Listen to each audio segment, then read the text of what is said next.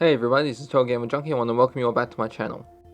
In this video, I'd like to discuss whether or not bringing Max back not as a cameo but as the main protagonist of the next Life is Strange game may be a bad idea. Now let's be clear, whenever you think of Life is Strange, I know for me, I'm always thinking of Max and Chloe. Not that I don't dislike the other games, but Max and Chloe, hell, you can even make the argument that Max herself is the face of Life is Strange. Now, one thing we have to take into account here is that when Life is Strange and Life is Strange 2 came out, Don't Nod had the rights to make the games. This was later changed to Deck 9, who made Before the Storm and True Colors, and the upcoming Double Exposure. Michelle Cook, the co-director on Life is Strange, answered this question about Max and Chloe not returning with Life is Strange 2, and he said, because Life is Strange is not a single set of characters or a single town. It's not just Max and Chloe. For 3 years now, we've created lots of new characters working on Life is Strange 2, and Captain Spirit is one of them. When we started working on Life is Strange 2, started talking about settings and characters, it was quite a huge story. We saw potential in a lot of characters to find a bit more about their backstories and their side stories.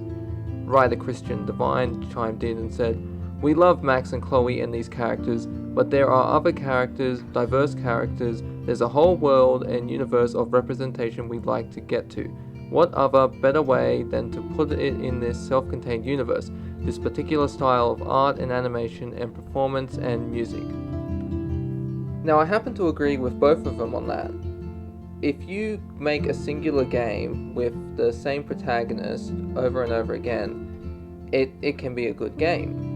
But if you have the freedom to establish a universe, say Fallout or Dragon Age, by limiting yourself to focus on a single character and their journey, and then create a new character, a new journey in the sequels, that can be good, because games like Fallout and The Elder Scrolls have different characters across each game, and across each game your choices don't necessarily matter because it takes place a few hundred years afterwards, or if not, it's in a completely new area, so nothing is going to affect what you do in this new entry.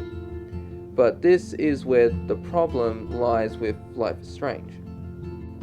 Now, believe me, I am hyped for Max's return. I'm hyped to see Chloe again, and most importantly, all the little references to the first game.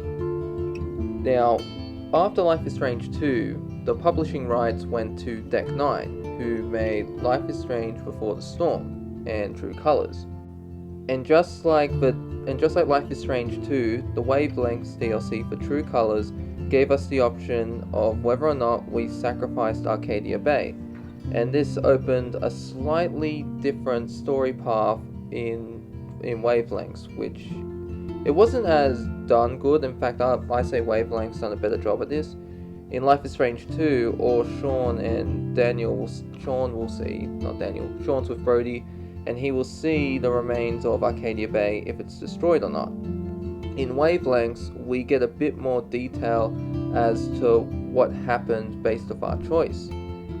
If we sacrificed Arcadia Bay, we know that Mikey's brother died in the storm. And currently, Max and Chloe's whereabouts are unknown. We do know in Life is Strange 2 that Max and Chloe are still together, and Max is handing in photos at galleries because she wants to become a famous photographer. But to bring Max in now, once again as a main protagonist, that's both good and bad for the series in my opinion. Now let's go over the good first. I can say with 100% certainty this game is going to sell like hotcakes, because it's something new, but we're going back in time. Like nostalgia, it's one hell of a motivator. There have been a number of times where I've been nostalgic and thought to myself, oh, that was a great game, I need to go play it again, or that was a good movie, I need to go watch it.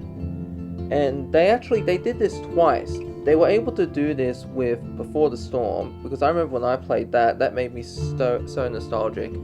After every episode I played when it was released, I went back and played Life is Strange 1, sort of, and this became sort of a ritual for me. And I remember when the bonus episode came out, that got to me, man. Just that ending, because I remember I saw the photo of Max and Chloe, and I was thinking, not Max and Chloe, sorry, Max and William, and I was thinking, no, this is when he dies. Oh, they really got me there. Now, this is where problems can arise with this game. Let's say this game is a massive hit, everyone loves it, the story's great. From an old leak, I remember hearing that the first half of the game was good, but then the second half was bad, but that's a video for another time. So let's say this game's good, maybe it becomes Game of the Year, souls out, like, abundantly, you know. What happens then? Because it's not as if they can. I do not see Deck 9 bringing back Max after this. I can see DLC, yes, but I do not see Deck 9 making another game with Max and Chloe. Because let's face it, the bonus episode, which is the farewell episode, but I call it the bonus episode as we're getting this game now. That gave us one last moment with Max and Chloe, and while the ending is, you know, it's like a heart stomper, I think we can agree that was fan service in itself. Deck 9 wanted to do that, and they did a hell of a job. So I just don't see Deck 9 repeatedly bringing back Max unless it was a cameo. And I think this would have been,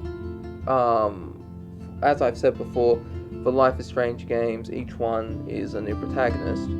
I think it would have been, like, maybe it would have been better for Max to be a side character, kind of like Chloe.